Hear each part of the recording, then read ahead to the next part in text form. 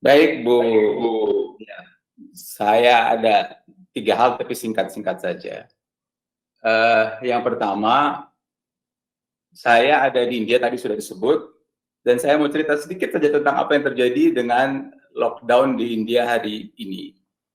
India ini negara dengan 1,3 miliar penduduk, dan sejak hari Rabu dinyatakan seluruh negara tidak boleh keluar rumah, seluruh bandara ditutup, dan sebagian besar kantor ditutup. Dan ini bermula, kenapa saya cerita? Karena ini bermula dari hari Minggu.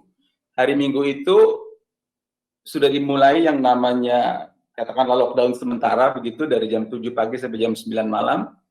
Semua orang harus di rumah, tapi yang menarik adalah jam 5 sore, semua orang, 1,3 miliar orang itu disuruh pergi ke teras rumahnya masing-masing dan untuk bertepuk tangan selama 5 menit untuk menghormati, katakanlah, petugas-petugas lapangan, termasuk tentu yang utama petugas kesehatan. Jadi ini yang ingin saya sampaikan, dan saya kira pengalaman lockdown 1,3 miliar orang ini salah satu yang terbesar di dunia, dan dengan lockdownnya India maka saat ini sepertiga penduduk dunia ini dalam keadaan lockdown. Itu yang pertama.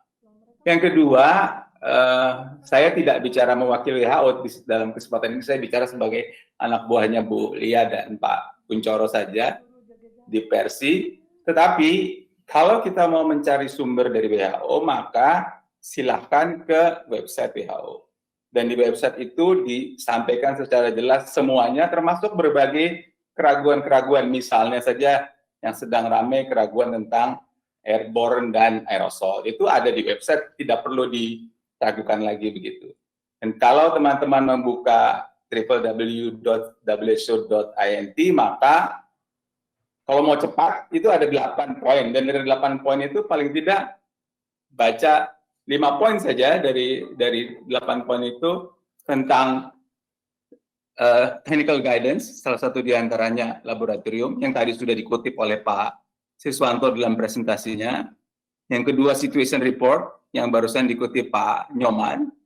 Yang ketiga, media resources. Dalam media resources ini ada jumpa pers, antara lain cerita tentang airborne dan aerosol yang tadi diramaikan.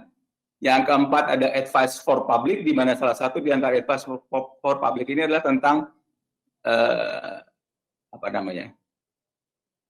hoax atau tidak hoax. Ya, dijelaskan secara jelas. Saya tahu sekarang sudah jam 11 di sana, tapi kan sedang ramai jam 10 disuruh ke matahari, dan itu bagus-bagus saja, tapi dengan berbagai analisanya dari situ. Dan yang terakhir adalah tentang travel advice. 5 ini saya pikir bermanfaat, dan apa yang dikeluarkan di dalam website itu sepenuhnya terjamin dari kacamata evidence base. Itu poin yang kedua. Poin yang ketiga, sebagai Persi ini, dan harusnya tugas saya untuk melakukannya sebagai anak buahnya Pak Kuncoro dan Bu Lia, tetapi mungkin saya tidak sempat melakukannya.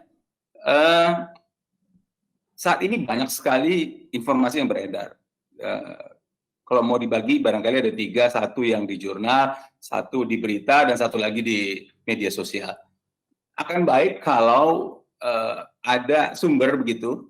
Ini usul konkret Pak Kuncoro, mungkin sebagai semacam share drive dibuat oleh Persi, di mana semua jurnal yang akuntabel begitu dimasukkan di situ, sehingga kalau orang mau mencari sesuatu tinggal pergi ke satu tempat, semua jurnal bisa dilihat. Kita tahu bahwa misalnya Lancet, dia sudah membuat semua jurnal berhubungan dengan COVID, kita bisa kontak. Tapi kalau ada satu site di website Persi yang mengumpulkan semua jurnalis, saya baru terima jurnal dari Cell Plus terbitan bulan April. Kita tahu bahwa terbitan April tadi kan sudah disebut, bisa saja sudah terbit sekarang electronically, tapi ini menarik, ini tentang reseptor mana yang berperan dalam COVID ini. Kita tahu banyak cerita tentang reseptor sekarang ini, tapi kalau ada jurnal-jurnal seperti ini, maka akan baik untuk teman-teman yang ingin mendapatkan informasi yang valid, yang benar. Tiga hal itu aja Bu Lia, saya akan ikuti diskusi yang ada. Terima kasih kesempatannya.